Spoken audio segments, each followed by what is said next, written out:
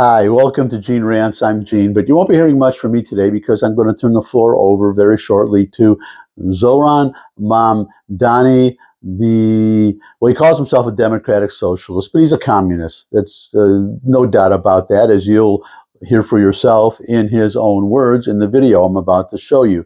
Socialist, anti-Semitic, in my view, pretty strong evidence, refuses to condemn the phrase globalize the intifada, which it means nothing less than calling for the mass murder of Jews. What happened on October 7, 2023, to expand that to the entire world. And, well, just as basically, and he's 33 years old. I mean, I've mentioned this several times. I lived in New York for 41 years. I moved to where I am now, Tennessee, 2019.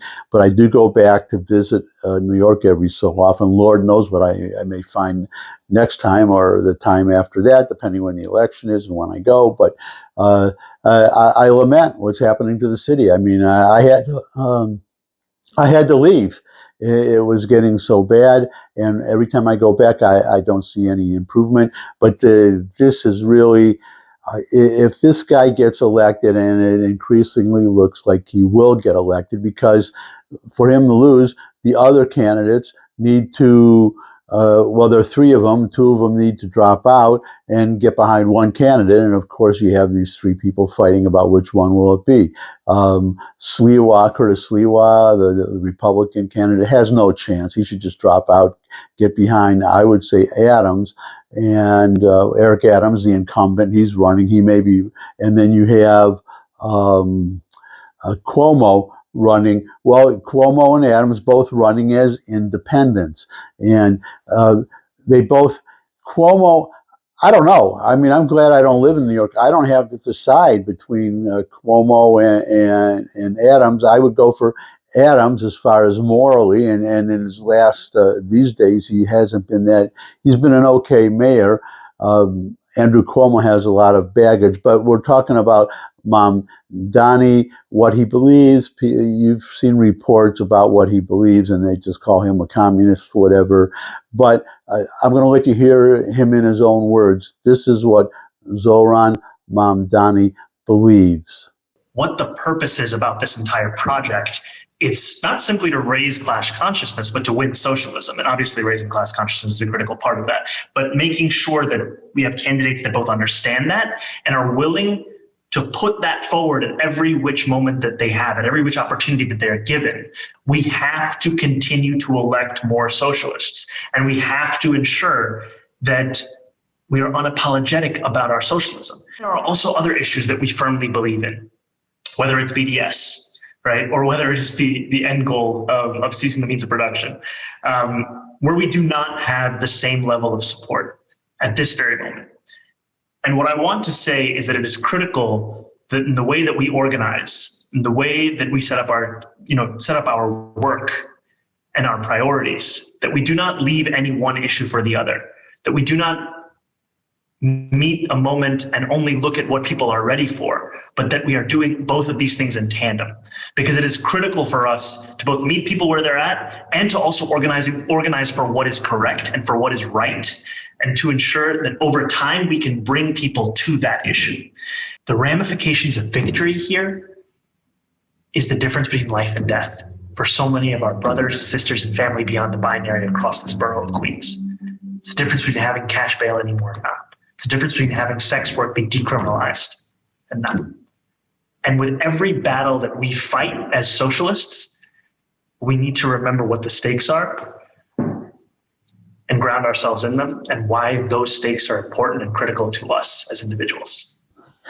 You just heard it. That's what democratic socialists, they mean socialist. They just put democratic in front of it. That's just for show. But he's actually, you just heard, the state to own the means of production, or the people to own the means of production. That's straight out communism.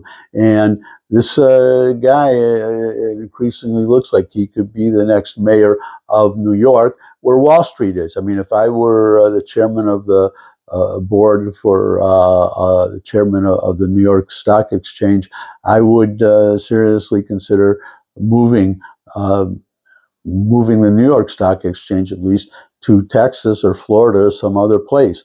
And I don't know why they don't. They should make that threat.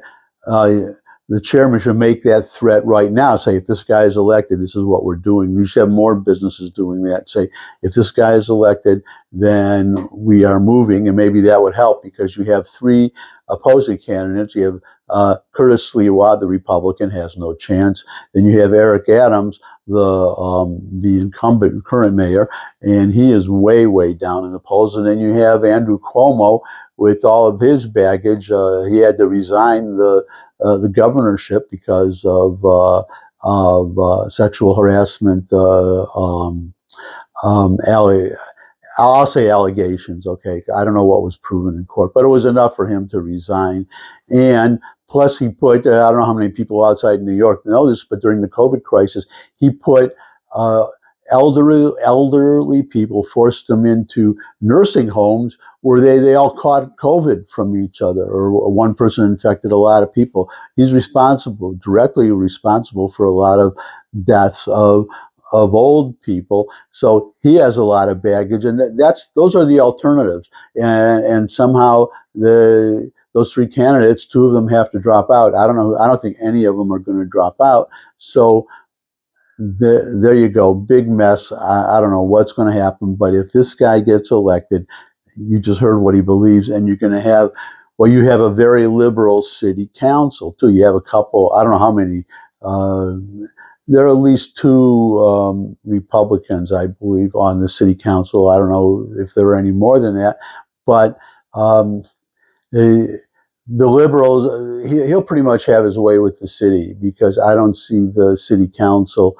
They are so far left, I don't know what they're going to veto. So you can have rent control. You can have, well, actually, I don't even know if the city can do that. I think the state has to do that. So these things that he's going to want to do, he won't be able to do. So you're just going to have either he's going to get some of what he wants to do done and really hurt the city, or you're going to have a paralyzed government that can't do anything. Needless to say, when the union contracts come up, the teachers union, for God's sakes, they'll get whatever they want. The municipal unions, they'll get whatever they want. The police union, well, they'll definitely get whatever they want to keep them from leaving, because you're going to see, I saw an article actually just this morning about New York City, how other states where they don't want to defund the police, which is another thing we now know that he wants to do, and Mamdani, but these other states are reaching out to all these New York cops, and where you can have a good chance, they're already shorthanded, for what I know. And then the question is, the cops that are still there on the job, will they be able to arrest everybody they see committing a crime, need to arrest? And I can predict this Mamdani, he will say, he will have a racial quota of how many minorities, even though, sad to say, most crimes in New York City are committed by minorities. And he's going to look at it and say, well, no, you're arresting too many minorities. And so a lot of people are, well, you already have, he wants government. That wasn't in the video, though, but he said it many times. Everybody should know about it. He wants government grocery stores, right? So you have private grocery stores, and you already have Casta Dimides. I have a Greek name. I have trouble remembering exactly how to pronounce it, but he owns Christie's, big supermarket chain in New York, and he's already talked about leaving New York because he has other businesses. He doesn't need this kind. He doesn't need price controls. He doesn't need to compete with a government grocery store that doesn't have to pay property taxes, for instance, probably no sales taxes. I mean, you can't compete, and you're going to have bare shelves if he's able to do what he wants. But you're going to have, what are these government stores going to do about shoplifting, which is also a problem.